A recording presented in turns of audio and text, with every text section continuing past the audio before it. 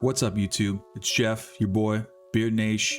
Today we're going to go over my top loadouts for Warzone in Season 2.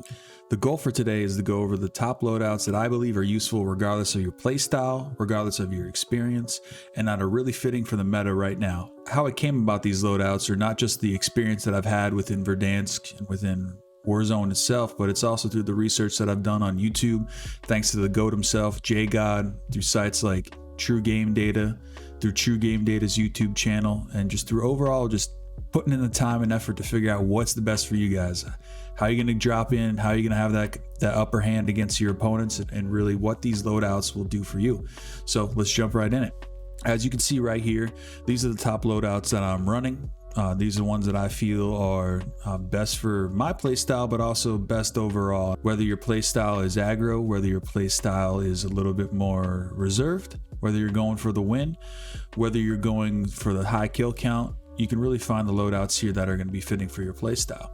Now, my first loadout here is the Aug and the Mac 10. This is my #1 loadout. This is what I'm using on a regular basis, whether I'm playing solos, duos, trios, squads. This is my go-to loadout.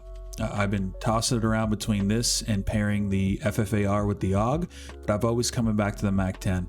Yes, it's had some nerfs. It's not the same gun that it was in Season 1, but the mobility is the key. You can move around the map fast. You can switch your weapon fast. If you need to pull out the Aug, I always have the Mac 10 out. And if I need the Aug, change weapons. If I'm shooting that mid to long range shot, trying to crack someone, this is my loadout. As you can see, the attachments that I have here for the Aug itself, pretty standard to what you're seeing for most people running them to this day. Running the agency silencer with the recent buff yesterday. We're having that extra bullet velocity. They finally fixed this, thank goodness. Wasn't a fan of running that without a silencer. I think we all like to keep our positioning pretty private once we get ghosted. But yeah, this is what I'm running. Now, barrel wise, choosing the strike team, there's some changes to the barrels within the recent changes in Season 2. I'm finding that the strike team's giving me that best balance and trying to make the best of the situation. Now, optic, pretty much a no-brainer across any of the Cold War weapons. If you're running back when the DMR meta was relevant, Axial Arms 3X, it's my go-to. Sticking with it. In terms of the actual reticle that I'm using, I prefer the precision reticle. It's pretty much preference. I know a lot of people are running the default reticle as well. I prefer the precision.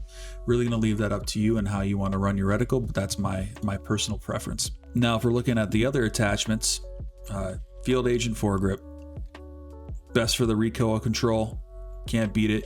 Pairing that with a 45 round drum mag, you're gonna have all the tools here to really knock some people at mid to long range distances. And you know what? Can't beat it. Now, pairing that, I'm going with the Mac 10, and here's my current loadout, and I've been changing this daily ever since all the suppressors were getting adjusted, and we were going no suppressor, we're going changing the barrels, the Task Force barrel was nerfed. This is where I came to, running agency suppressor, of course, getting that extra bullet velocity, running that reinforced heavy barrels you can see here, giving that effective damage range, giving you the bullet velocity. As we recall, Mac 10 in Season 1 was a great short range weapon, but also you got some that cusp between short and mid tier range. You're able to cover that with the Mac 10. Not so much today, but this is giving you that best balance of both worlds out to 20, 30, maybe close to 40 meters. If you're lucky, you'll still be able to be effective here. That's why you're pairing this with the mid-range weapon like the Aug. You're gonna have that effective range. You're gonna have that bullet velocity. You're gonna have the time to kill. All right, now this is outside of like the Field Agent grip and the mag here, which are pretty, in my opinion, necessary attachments. Unless you're running without the agency suppressor, you might want to consider the SFOD speed grip. But as you know, most of us are running suppressors. We want to stay hidden from the mini map. We want to keep our positioning pretty much under wraps. This is one attachment that I would say you can change depending on your play style. I'm liking the SAS combat stock, getting some of that movement speed, not having so much with the sprint to fire time, but I'm keeping things pretty tight. I'm not trying to get caught in mid sprint in a gunfight.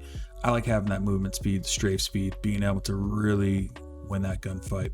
Another option here would be no stock. If you really want that sprint to fire time, great adjustment. Balance between aggro. If you're not a sniper, you're going to love this. You're going to be able to you're able to push people with the Mac 10. You're gonna be able to cover, do support with the Aug. Great class. Now my second class, similar to the first one with the Aug, we're just swapping out the Amax here. We're running the Mac 10 the same way. We're switching with the Amax. Amax is a great gun. Yes, the recoil control might take a little bit of a learning curve. It has a lot of recoil, but you know what? This thing slaps, especially if you're hitting in the chest, you're hitting in the head. This thing's gonna really, really knock some people down. And you know what? This is the same loadout that's been running forever. I don't think this has changed too much, but still, we definitely want to go over it. We're running the monolithic suppressor, bullet velocity, no brainer, XRC Zodiac barrel, as you can see, adding more bullet velocity, more recoil control, and more damage range. Recoil control is the key here. Going back to the Commando foregrip, we want to have that stabilization, we want to have aim stability. We want to make sure we're controlling this thing because Amax is a little wild. Let's not front here. It's wild, and you know what? We get it under control. We hit those bullets, we're not missing shots, you're dropping people. And finally, 45 round mag. Can't stress enough. 45 round mag is key here. You want to hold that trigger down. You want to get that crack. You want to get that drop, that down. You want to make sure that you're eliminating those teammates. You know what? It's going to allow you to take down 1, 2, or 3 people. Whereas some of the SMGs and other guns, you're running out of bullets quick. Now, as you can see here, the next 4 loadouts are all the snipers that I'm toying with right now. I was playing with the Kar, I was playing with the HDR, but you know what? I think the LW3 wins it. And the reason the LW3 wins it is because the optics are broken with Cold War. Let me explain. Look here, running the wrap suppressor, monolithic equivalent, getting that bullet velocity, combat recon. I'm finding that's the best overall balance, getting the bullet velocity in the range that you need.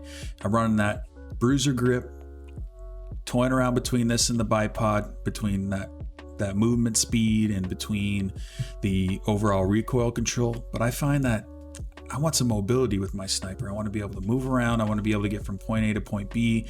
I want to be able to get in that first window to the second window of the house. And if I'm pulling a camping card, that's where I want to be. I go back and forth between that and the bipod. I think they're both viable attachments for the underbarrel. Personally, fast mag.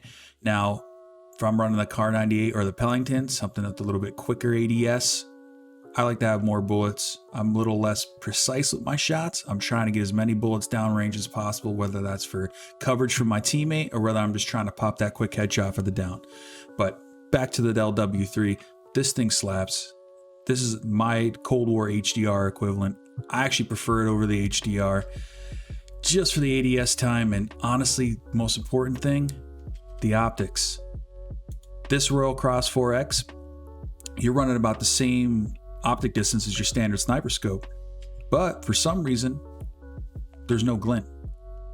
They don't know where your shots are coming from, and that is so critical. That is such an advantage over the Kar and the HDR.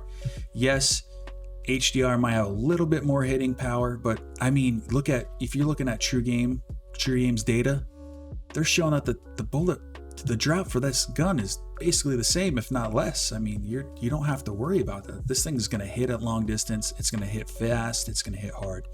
And if you don't have sniper glint, you can afford to miss a shot or two because you're not going to expose your position. And to me, man, that's the key here. LW3, my personal opinion, I've had the most success with as a sniper. If you want to run even a 3X sight, that's great as well. Sussat multi-zoom starting to fall into the meta a little bit, but I honestly think that I'm sticking with the Royal Cross 4X. I'm doing the same reticle as I showed before. We're gonna do the precision reticle. It's great, fantastic. And you know what? There's a little bit of a hack. If you have this unlocked for the 3X and you don't have it unlocked for the 4X, you can actually go through, put the 3X on, set the reticle, and just change the 4X, and it'll default to this. Now, the gun that I'm pairing all my sniper rifles with, it's the FFAR. Like I said, this gun is OP. This gun is obviously the meta gun right now, in my personal opinion, over anything, over the Kar, over the Mac 10. This is the meta gun. It's bound to get nerfed at some point, but you know what? While it's not nerfed, that's what I'm running. I'm running it as my sniper support gun for all my sniper rifles. In terms of the actual attachments that I'm running, pretty simple, running that agency suppressor, running the Ranger barrel. Now, There's some difference in opinions on the barrels that you can run. Reinforced heavy is a popular barrel. Cavalry Lancer is a popular barrel. But honestly, I'm running this for very short range engagements. I want the highest bullet velocity possible. And J-God ran over this. Ranger barrel's got the highest bullet velocity. That's what I want. I want high time to kill. I'm not worried too much about range. I'm not too worried much about recoil. I just want to be able to slap somebody as quick as possible, get them down, and get back to my sniper support. So really, this is the barrel that I'm running. There's a couple other things. If you go over to J-God's channel, he ran over the FFAR. You can check him out. He's got some more in-depth information, but that's what I'm running. I'm pairing this with the Feel Agent foregrip. Now, if you're not running a suppressor, speed grip's going to be a little bit better for you, but I'm trying to stay hidden. I'm trying to stay off the mini map. I'm running Feel Agent grip. I'm trying to minimize recoil. Now, absolutely have to run the salvo fast mag, getting the ammo capacity, getting the reload quickness. It's a no-brainer. I'm not running any other attachment other than this 50 round mag. As you know, or you don't know, FFAR will chew through 25, 50 bullets real quick.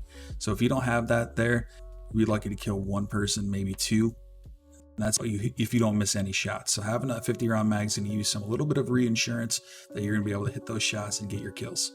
And finally, we have the SAS combat stock. I've been toying around with this between this and the Raider stock. I'm finding marginal differences. Still trying to figure out what feels the best for me. Can have all the data in the world, but at the end of the day, you got to find out what feels best. I'm going back and forth between these two. Find what works best for you. Now, jumping back to the next three loadouts. They're all running sniper, similar to the LW3. I'm going to briefly cover why I chose these other three weapons. I think the Kar98 is great if you want to do some quick scoping. You want to really just provide that support. It's a fun gun. They're both fun. I mean, I really can't figure out what sniper I like the best. It really comes down to personal preference. You can't go wrong with any of these. I mean, we jump into the Kar. This is what I'm running currently with the Kar. I haven't unlocked a lot of the 27-inch Singard barrel yet. That's the barrel that I'm going to be running according to the data and the meta that I've seen. But all the other attachments here are the ones that you're going to want to run. Precision comb, great for ADS time. That's why this gun is so popular. The ADS is so quick. It's the quickest out of all four of the snipers that I run. Hands down, not even close. Sniper scope, it's going to allow you that distance. You're going to be able to shoot the shots that you want to shoot. Tac laser, you're going to add that little bit of extra aimed on sight time, a little bit of steadiness, aim stability. It's going to allow you to hit that shot more accurate. The only downfall there is that tac laser makes you extremely visible to the person you're shooting at, but I think it's the trade-off that's necessary to make this gun OP. And obviously we have the monolithic suppressor. Next up, we have the HDR. This gun is similar to the LW3, very close. This gun slaps. It's a beast. The only advantage that you really have over the LW3 is the variable zoom. You can go from your standard sniper zoom to a high zoom. Comes in handy if you're trying to get those long 200, 300 meter plus shots. You're really trying to knock some people down. Overall, I think that the only thing I'm not super stoked on about this gun is the ADS time is a little bit slow and for my feel, but it's something that it's a solid gun. I think it's a good balance between I would call this a pure sniper rifle. I think the LW3 with the setup that I show is close to a pure sniper, but that 4X scope just gives it a little bit different feel. It kind of gives it more of that hybrid between the HDR and the Kar, in my opinion. Otherwise, these are the attachments that I'm running. I think this is going to give you a good balance to snipe. You can actually buy this blueprint. It has everything that you need, I believe, other than the HD Pro barrel. I don't quote me on that, but I believe that's the only thing that's missing. You can unlock that pretty quickly. Last but not least, we have the Pellington. Now, here's where the debate comes in between, is the Pellington better than a Kar? Yes and no. And this is all from my personal feel and how I've liked the weapon and how I've used the weapon. I've used the Pellington and the Kar quite a bit. Pellington a lot more than the Kar, just from my personal preference. I think Pellington's great because it has that ADS time that's quick. Not quite as quick as the Kar, but it's very quick. It's quicker than the Tundra. It's quicker than the HDR. It's pretty happy medium in between the two. But really, the advantage here is that you have that quick ADS time, but you have no glint with the Royal and Cross 4X. No glint whatsoever. So if you're trying to quick scope, do some support, but you want to turn this into almost like a hard scoping pure sniper rifle, you have that advantage that your enemies don't know where your shots are coming from. Huge advantage. Now, I'm not running the speed loader with this. I'm running the 7-round mag because I want to run it like a car. I want to be able to get as many shots downrange as possible.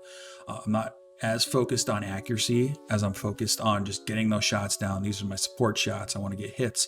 I want to take that team of 3 who's on the high roof and the high ground when my teammates are trying to move to the next position. I'm trying to get those shots downrange as quickly as possible and provide that support, either provide a distraction or get some quick downs. So the Pellington, don't count this gun out.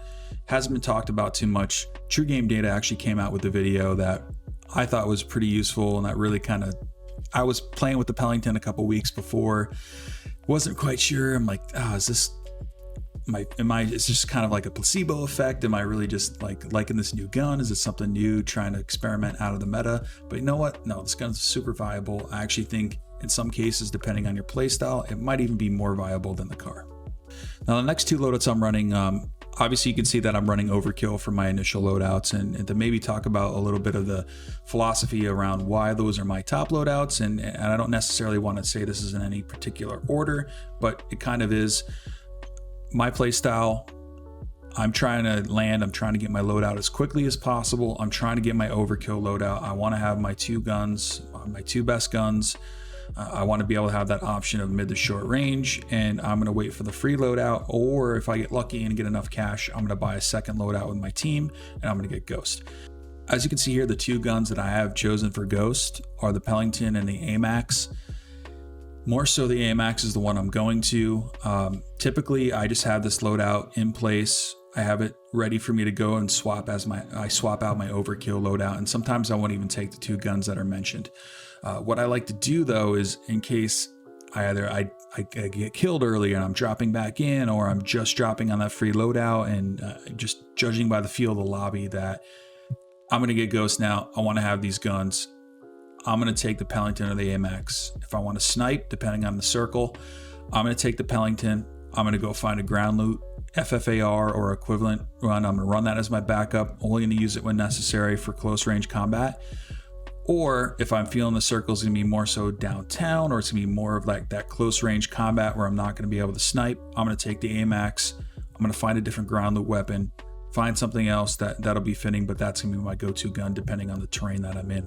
One thing to call out too, and J God made a pretty good point here, is having the secondary set to the handgun with fully loaded. You're going to get your max starting SMG ammo or equivalent gun ammo. You're going to have some extra ammo when you drop in. Say if you win your gulag, it's mid to late game, and you really need some ammo, that's going to help you out. I haven't tested it out too much, but thanks to the J God himself, for pointing that out. I think that's a great strategy, and one that I'm going to be incorporating in my drop-ins on Verdansk. Now, next 2 loadouts here are more so my experimental loadouts. I can't really say so much for the experimental loadout with the Aug and FFAR. It's super overpowered. Not my personal preference over the MAC-10 because I like that mobility, but this works. You don't really have to worry too much about expelling all your ammo, because the Aug, it's pretty tough to waste ammo with the Aug. It's actually really tough unless you're just spraying down, trying to get those couple 100-meter shots. The Aug doesn't really burn through ammo, but the FFAR does. I think it's a good balance. As long as you have that max AR ammo, you're going to be fine. In most cases, you might have to buy an ammo box, worst case scenario, but honestly think you're good. Just not my personal preference. I prefer the movement of the MAC-10 paired with the Aug. This is the last loadout that I've really been testing. Trying to find new guns, trying to keep things exciting. You can constantly worry about the meta and what's the best weapon. You can look at all the data and this and that, but sometimes it's fun to just mix it up. And this has been my mix-up class. It's the Cold War AK-47 paired with the Bullfrog. Bullfrog with an 85 round mag. It's fun. You can just hold the trigger down. If you have a terrible shot, just keep holding the trigger down. I mean, it's great. AK-47, I've only had a few games experience with, but I like it. It's a great Cold War weapon. I'm trying to figure out how it could fit into the meta. I mean, it's such a good OP Cold War weapon. It was so OP that it actually got banned from CDL usage in some cases, and I think there's got to be some fit for it within Warzone. So I'm trying to figure out how I can fit that into my overall classes and really what makes it fun for me. Well, that wraps it up. These are my top loadouts for Season 2 in Warzone. I hope this helps. I hope this gets you into the meta. I hope this helps you really get the upper hand when you're dropping in. If you have any questions, feel free to drop a comment. Feel free to ask me any questions. I'm here. I'm answering any comments that you might have or any questions. If there's any data that you found that was inaccurate, feel free to let me know. I'm happy to clarify on anything or any questions that you have. If this is something you want to see more of, hit that subscribe button, hit the notification button, and looking forward to bringing you guys into the BeardNaysh fam. Thanks.